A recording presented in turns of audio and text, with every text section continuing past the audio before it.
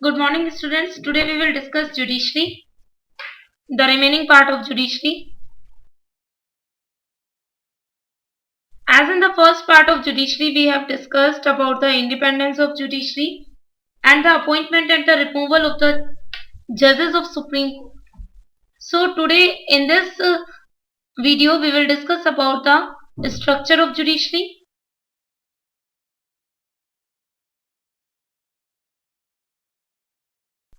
and after it we will discuss difference between civil law and criminal law.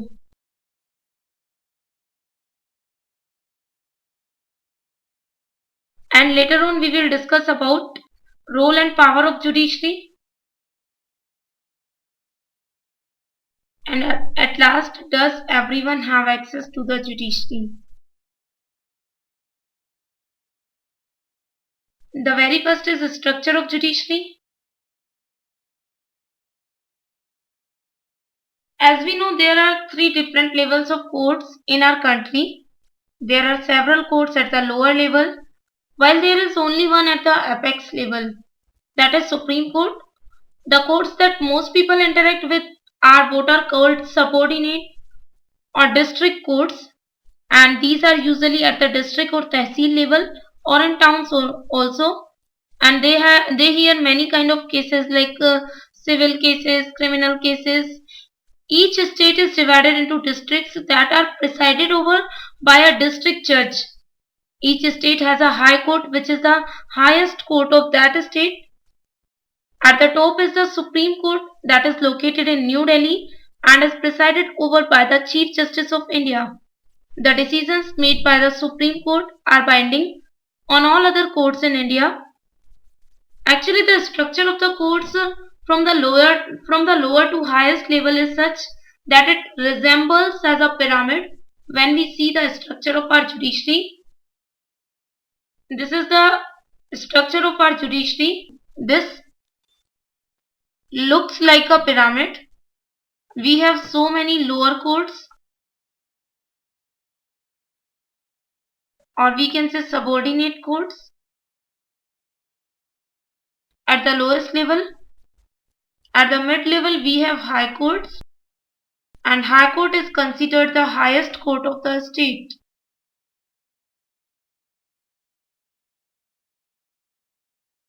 At present, in our country, we have 21 high courts, whereas at the apex level, we have Supreme Court, that is located in New Delhi and established on 26th Jan 1950. We have 28 states and 7 union territories. Now the question arises, why do we only have 21 high courts? Because many states share the same high court, and no union territory has its own high court. For example, the 7 eastern states, which are also termed as 7 sisters, have their common high court, that is located in Guwahati, whereas Punjab and Haryana shares the same high court, that is established in Chandigarh. And when we discuss the union territories like Andaman and Nicobar, the union territory of Andaman and Nicobar comes under the jurisdiction of West Bengal's High Court, that is situated in Calcutta and termed as Calcutta High Court. That's why we have only 21 high courts in our country.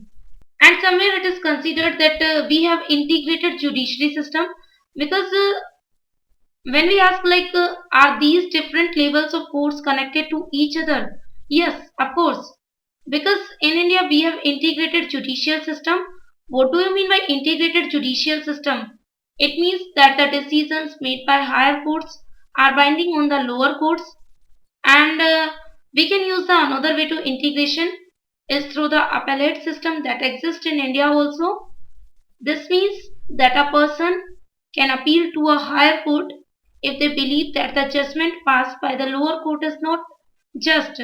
For example, there are two persons A and B, or not A and B. We can take only a single person like A. Like A was given sentence to death by lower court.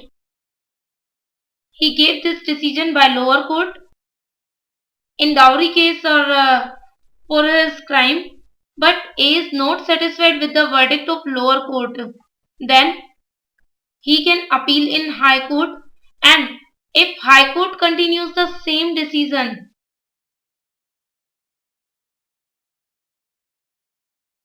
then again A is not satisfied with the verdict of high court, then he can appeal in Supreme Court. It means a person can appeal in the higher court if he is not satisfied with the verdict of lower courts. That is integrated system of our judiciary. High courts were first established in the three presidency cities of Calcutta, Bombay and Madras in 1862. Now the question arises, what do you mean by presidency cities? It means these were the administrative units of British territory, or we can say these were the administrative units of British power in north, not in north, in east, west, and in south. In east, the administrative part or administrative center of British was Calcutta. In west, it was Bombay, and in south, it was Madras. Yes, we were discussing the other system, that is integrated system. It means people can appeal in higher courts against the verdict of lower courts. The second thing, decisions made by the higher courts are binding on the lower courts. We can understand the appellate system by tracking a case also. That was that was between state versus Lakshman Kumar and others. In Feb 1980, Lakshman Kumar married 20-year-old Sudha Goyal, and they lived in a flat in Delhi with Lakshman's brother and their families. On 2nd December 1980, Sudha died in hospital due to burns. Her family filed a case in court. When this case was heard in the trial court, four of her neighbors were called in as witness. They stated that on the night of December 1st, they had heard Sudha scream and had forced their way into Lakshman's flat. There they saw Sudha standing with her sari in flames. They extinguished the fire by wrapping Sudha in a gunny bag and a blanket.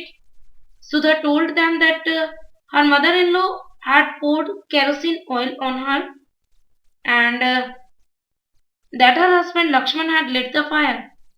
During the trial, members of Sudha's family and her neighbor stated that Sudha had been subjected to a torture by her in-laws and that they were demanding more cash and a scooter and a prize on the birth of their first child, or we can say as a dowry. A part of their defense, Lakshman and his mother stated that Sudha's sari had accidentally caught fire while she was heating milk. On the basis of this and other evidence, the trial court convicted Lakshman, his mother, and his brother-in-law and sentenced all three of them to death.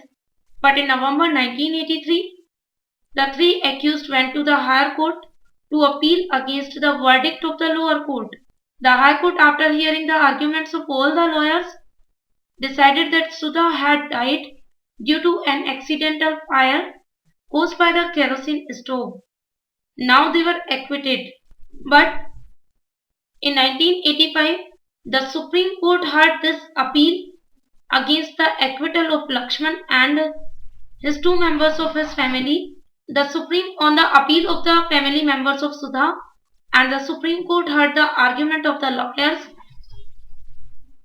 and reached a decision that was different from that of the High Court. They found Lakshman and his mother guilty but acquitted his brother-in-law because they didn't have enough evidence against him. The Supreme Court decided to send the accused to prison for life. This is appellate system, and that's why we can say we have integrated system in our judiciary. Now we will see what are the different branches of legal system.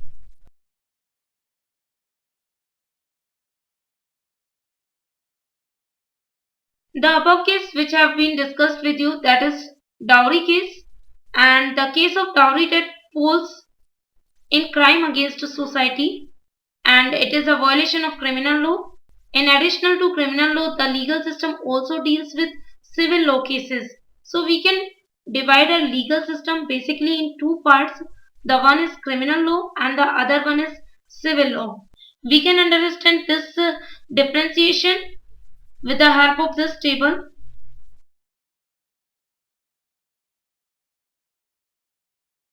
Criminal law and civil law. The first is criminal law deals with conduct or acts that the law defines as offense. For example, dowry, murder, whereas civil law deals with any harm or injury to rights of individuals. For example, purchase of goods, rent matters, divorce cases. And the second difference is it begins with lodging an FIR, that is first information report, with the police who investigate the crime, after which a case is filed in the court. Whereas in this, a petition has to be filled before the relevant court by the affected party only. In criminal cases, if found guilty, the accused can be sent to jail and also fined. Whereas in civil laws, the court gives the specific relief asked for. For instance, in a case between a landlord and a tenant, the court can order the flat to be vacated and pending rent to be paid, something like that. This is the difference between criminal law and civil law. In our next class, we will discuss about does everyone have access to the courts or decisions, or after it we will discuss about the role and powers of the judiciary.